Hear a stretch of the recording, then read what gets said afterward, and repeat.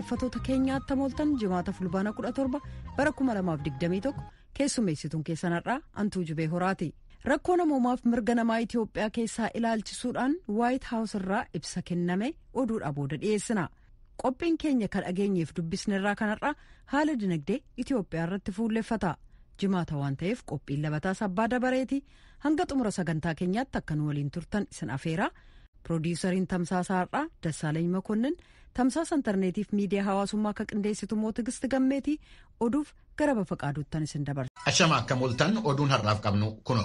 Walloliinsa kaaba Itiyoophiyaatti deemaa jiru keessatti gareewwan harka keessaa qaban irratti tarkaanfii qoqqobbii haaraan akka fudhatamu pirezidaantii Yuunaayitid Steetsi Joo Baayiden ibsa bulchiinsaa guyyaa har'aa baasaniin beeksisaniiru. Akka ibsi pirezidaanti Baayiden jedhutti qoqqobbiin karaa ministeera maallaqaa fi ministeera dhimma alaa Yuunaayitid Steetsiin fudhatamu kun kan mootummaa federaalaa Itiyoophiyaa, mootummaa naannoo Amaaraa fi adda bilisummaa Tigraay akkasumas mootummaa Eertiraa ilaallatudha. Karaa biraatiin muummeen ministeeraa Itiyoophiyaa Abiyyi Ahmed guyyaa har'aa pirezidaantii Ameerikaatiif xalayaa barreessaniiru. Gabaasni dhimma kana irratti qophaa'e oduu booddee bal'inaan dhiyaata. Dhaabbata mootummoota gamtoomaniitti manni maree nageenyaa hidha laga Abbayyaa ilaalchisee walgahii inni dheengadda taasise dubbi himaan ministeera dhimma alaa Itiyoophiyaa qeeqaniiru. Ibsa miidiyaaleedhaaf kenname irratti ambaasaaddar Diinaa Muftii akka jedhanitti walgahii manni maree nageenyaa dhimma laga Abbayyaa irratti yeroo sadaffaadhaaf taasise gaaffii biyya Tuuniiziyaarraa dhiyaateen yommuu ta'u, pirezidaantiin mana marichaa Itiyoophiyaan, Masirii fi Sudaanii gamtaa Afrikaa jalatti marii isaanii akka itti fufanu gaafachuu isaanii ibsaniiru. Ambaasaaddar Diinaan dabalanii akka jedhanitti dhimmoottan mana maree irratti ilaalamuu qaban warreen nageenya addunyaatiif yaaddessaa ta'anidha. Dhimmi biyyoottan sadanii dhimma bishaaniiti, dhimma misoomaati. Dhimma kana kan ajandaa qabsiifte Tuuniiziyaadha. Tuuniiziyaan ajandicha mana maree nageenyaatti dhiyeessuun hin turre kan jedhani ambaasaaddar Diinaa Muftii. Dhumarratti garuu dhimmichi sadarkaa Afrikaatti akka ilaalamu murtaa'uun isaa gaarii akka ta'e ibsaniiru. Karaa biraatiin itti aanaa muummee ministeeraa fi ministeera dhimma alaa Dimokiraatik Rippaabilik Koongoo Kiristoofer Otundulaa gara Finfinneetti imaluudhaan itti aanaa muummee ministeeraa fi ministeera dhimma alaa Itiyoophiyaa Dammaqaa Mokonnonii wajjin marii taasisuu isaanii gabaasni Kennedy Abaatee qindeesse kun ibseera. Dimokiraatik Rippaabilik Koongoon yeroo ammaa dura teessuu gamtaa Afrikaa yommuu taatu marii biyyoottan sadan hidha laga Abbayyaa irratti taasisanu kan hooggantu ta'uun ishee hin beekamu. Konkolaattota gargaarsa fe'anii Tigraayin seenan keessaa caalaan isaanii waan hin deebineef rakkinni gargaarsa fe'uu akka isa mudate dhaabbanni midhaan nyaataa addunyaa ibsuu isaa Ajaansi Firaans Fireesii gabaaseera. Akka dubbi himaan dhaabbata midhaan nyaataa Geema Snowdown jedhanitti adoolessa 12 konkolaattota Tigraayin seenan 445 keessaa kan deebi'an 38 qofa. Konkolaattonni sun bakka isaan jiranii fi maal hojjechaa akka jiranu akka hin beekne kan ibse dhaabbanni midhaan nyaataa addunyaa namoottan haala beelaa keessa jiran 400,000 fi gargaarsa qaqqabsiisuudhaaf akka rakkate ibseera. Dhimma kana irratti deebiin karaa toora Tiwiitara mootummaa Itiyoophiyaatiin bahe Hiwaat konkolaattota sana qabee dhimma isaatiif itti fayyadamaa jira shakkii jedhu akka qabu ibsa.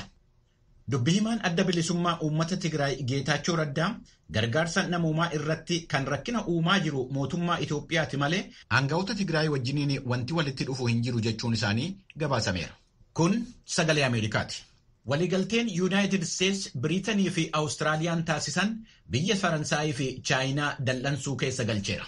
Biyyoottan sadan bidiruu galaana jalaa isa humna nuukileerii fe'u yookaan baatu Awustiraaliyaan hojjechuudhaaf deemtu deggeruudhaan ibsa waloo baasaniiru.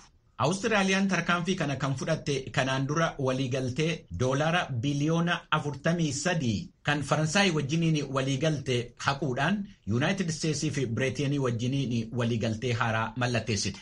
Waliigaltee kanarratti kan yaada kennanii ministeerri dhimma alaa Faransaay Jean-Yves Le Drian Awustiraaliyaa wajjiniin waliigaltee walamantaa irratti hundaa'e uumanii akka turan ibsanii amma garuu walamantaan sun akka cabe yommuu ibsan dubbichi waraansa dugda dubbeetii jedhaniiru.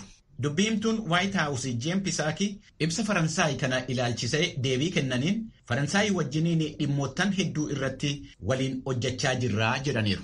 Dhaggeeffattoota keenya oduun har'aaf qabnu kanuma. Kan dhaggeeffataa jirtan as Waashingtan DC irraa kan darbu raadiyoo sagalee Ameerikaa sagantaa afaan Oromooti. Itoophiyaa keessatti walitti bu'iinsa akka dheeratuuf sababaa kanneen ta'aniif waltaatota isaanii itti gaafatamtoota gochuuf uggura haaraa kaa'uuf ajaja dandeessisu ittiin jedhan pireezidaanti Baayiden har'a mallatteessanii jiru. Gama kaaniin ajaji Baayiden ifa eega ta'ee booda muummichi ministeeraa Itiyoophiyaa Abiy Ahmed xalayaa fuula 3 qabu Baayideniif erganiin bulchiinsi Ameerikaa wal duraa duubaa dhufaan Itiyoophiyaa irratti ilaalcha sirriin taane qabu jechuun komee dhiyeessan. Deebii gamni marti kennan hordofnee dhiyeessina kanarraaf jenne kunoo. Itiyoophiyaa gama kaabaa keessatti walitti bu'insitti fufuun dhala namaa irratti rakkoo guddaa kan dhaqqabsiise yoo ta'u tokkummaa biyyattii irrattis sodaa uumee jira. Uummanni lakkoofsaan gara miliyoona 1tti dhiyaatu haala beela fakkaatu keessa ka jiru yoo ta'u kanneen biroon miliyoona hedduun immoo sababaa hokkara gaggeeffamaa jiruun kan ka'e wabii nyaataa dhabanii rakkataa jiru jedhan. Hojjetoonni gargaarsa dhala namaa akkan seenne ittifamaa, doorsifamaa fi ajjeefamaa jiran. Namoota walitti qabanii ajjeesuu, humnaan gudeeddii raawwachuu fi hokkara saalaa bifa biraan gaggeeffamu.